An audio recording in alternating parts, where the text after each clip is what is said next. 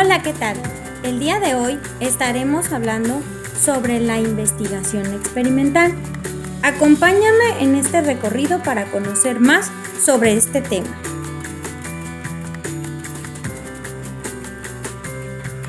Primero, es importante saber a qué nos referimos cuando hablamos de investigación experimental. Así que pongámoslo sobre la mesa. La investigación experimental es un método científico cuyo objetivo principal es comprobar hipótesis a través de la manipulación de variables y el control de ciertas condiciones. Durante este trayecto, te darás cuenta que hablaremos en términos de variables. Por lo tanto, es importante identificar qué es una variable. En términos sencillos, estaremos hablando de dos tipos de variables. Una que se llamará variable independiente y otra que se llama variable dependiente. La variable independiente va a ser ese factor que el investigador cambia o manipula en un experimento para ver los efectos o consecuencias que tiene. Mientras que la variable dependiente va a ser el resultado o lo que se busca medir en el experimento. Esta variable va a cambiar dependiendo de cómo cambie la variable independiente. Pongamos un ejemplo sencillo. Imaginemos que vamos a hacer un pastel. Entonces nosotros como investigadores cambiaremos la temperatura del horno y luego vamos a observar si el pastel nos quedó bien cocido o no.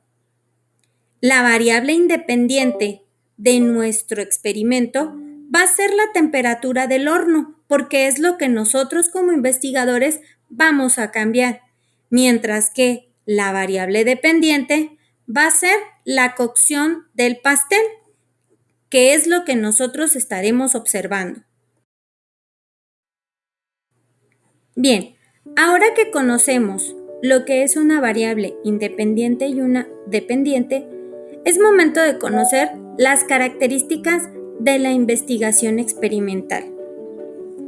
Algunas de ellas son: hay manipulación de la variable independiente, es decir, el investigador puede alterar una condición específica para ver cuál es su efecto. También se pueden medir las variables dependientes, es decir, se registra cómo va a responder o cómo va a cambiar la otra variable a partir de que se manipuló. Puede haber un control de variables extrañas, lo que significa que se van a eliminar o se van a neutralizar los factores externos que pueden afectar el resultado. Puede haber grupos de comparación. Se usan grupos experimentales y de control para contrastar los resultados. Y también se pueden aplicar en contextos controlados, frecuentemente como en laboratorios, aunque también en ambientes o educativos o sociales que están estructurados. En cuanto al diseño experimental, este es un esquema estructurado que va a guiar el desarrollo de un experimento. Este diseño definirá de manera precisa cómo se van a manipular las variables, cómo se van a seleccionar los participantes y cómo se van a analizar los datos.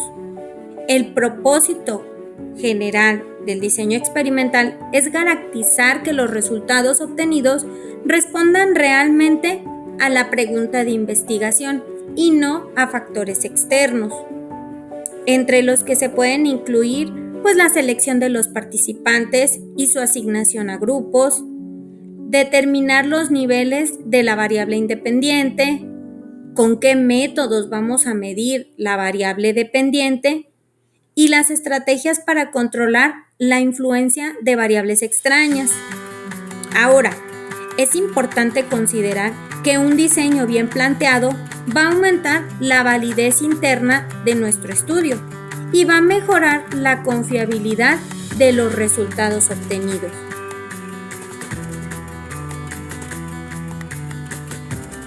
Los diseños experimentales se pueden clasificar de acuerdo al nivel de control que se tiene sobre las variables. pero también de manera en que se organiza la muestra. Los principales son el diseño experimental. En este tipo de diseños no hay asignación aleatoria y no se van a tener grupos de comparación válidos. Se aplica una técnica a un grupo y se va a medir después, sin compararla con otro grupo. Una de las limitaciones de este tipo de diseños es que la validez es baja. Luego tenemos el diseño cuasi experimental, donde hay un grupo de comparación, pero no se asigna de manera aleatoria.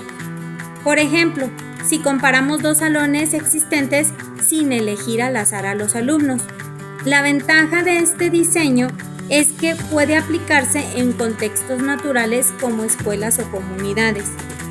Y finalmente tenemos el diseño experimental verdadero, donde el uso de la aleatorización y el control riguroso de la manipulación de las variables nos puede ayudar, por ejemplo, a asignar estudiantes al azar y tener cierto control. Una de las fortalezas de este diseño experimental es que su validez es muy alta, debido a que nosotros podemos manipular la variable independiente a como nosotros nos convenga. En cuanto a la validez, tenemos dos tipos de validez. La validez interna, que es el grado de certeza con el que se puede afirmar que los cambios observados en las variables dependientes fueron causados por la variable independiente y no por factores ajenos. Con esto se puede fortalecer la aleatorización, el control de variables extrañas y la medición precisa. Por otro lado, tenemos la validez externa, que es la capacidad de generalizar los resultados del experimento a otras personas, otras situaciones u otros contextos. Con este tipo de validez se fortalece la diversidad en la muestra, los contextos representativos y la replicación del estudio. Pero ojo, un experimento en un laboratorio puede tener mucha validez interna, pero poca validez externa si las condiciones no reflejan la realidad. Por eso es importante que la validez refleje la vida real. La varianza es la viabilidad de los resultados observados en la variable dependiente y puede tener diferentes orígenes. Por ejemplo, la varianza sistemática proviene de la manipulación de la variable independiente.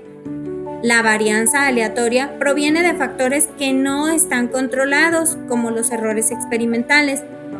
La varianza extraña proviene de variables no previstas que pueden sesgar los resultados. Ahora bien, el control experimental consiste en aplicar técnicas para reducir la varianza aleatoria y eliminar varianzas extrañas. Algunas estrategias para eliminarlas serían dar instrucciones estandarizadas, plantear condiciones idénticas para todos los grupos, usar grupos de control y aleatorizar.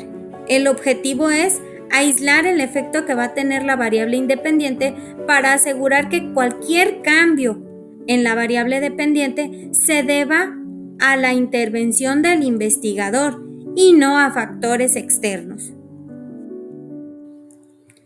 Existen diversos tipos de diseños experimentales, dependiendo de cómo se distribuyan los participantes y cómo se lleven a cabo las mediciones. Entre los más utilizados están 4. El primero es el diseño postprueba con grupo de control, donde solo se mide la variable dependiente después de haber aplicado la variable independiente. Y aquí vamos a tener dos grupos. Vamos a tener un grupo experimental y un grupo de control. Después tenemos el diseño preprueba-postprueba con un grupo de control, donde se va a medir un antes y un después en ambos grupos. Esto nos va a permitir observar cambios provocados por la variable independiente. También tenemos el diseño de medidas repetidas, donde el mismo grupo es evaluado, pero en diferentes momentos o con diferentes condiciones. Este tipo de experimento es útil para detectar cambios individuales. Y finalmente tenemos el diseño factorial, donde se van a manipular dos o más variables independientes al mismo tiempo, de manera que se puedan estudiar las interacciones entre las variables. Como podemos observar, si hacemos una comparativa, cada uno de estos diseños tiene ciertas características y ciertas ventajas. Por ejemplo, el ProPrueba evalúa el antes y el después y nos va a permitir ver un progreso. El diseño factorial va a analizar varias variables independientes y por lo tanto nos va a dar más información. Y el diseño de variables repetidas va a analizar al mismo grupo con varias pruebas, pero nos va a permitir tener menor necesidad de muestras. Entonces cada uno de ellos tiene sus ventajas y todo depende de nuestra investigación para saber cuál es el diseño que más se va a acoplar a nuestra forma de trabajo. En conclusión, como podrás haberte dado cuenta, la investigación experimental es una metodología clave para establecer relaciones causales entre ciertas variables. La calidad del diseño va a influir en la validez de la investigación y en la generalización que vamos a poder dar de los resultados. Por lo tanto, elegir el diseño adecuado va a depender de nuestra pregunta de investigación, de nuestro contexto y de los recursos que tengamos disponibles. Por mi parte ha sido todo. Espero que haya sido provechoso el tema para ti. ¡Nos vemos!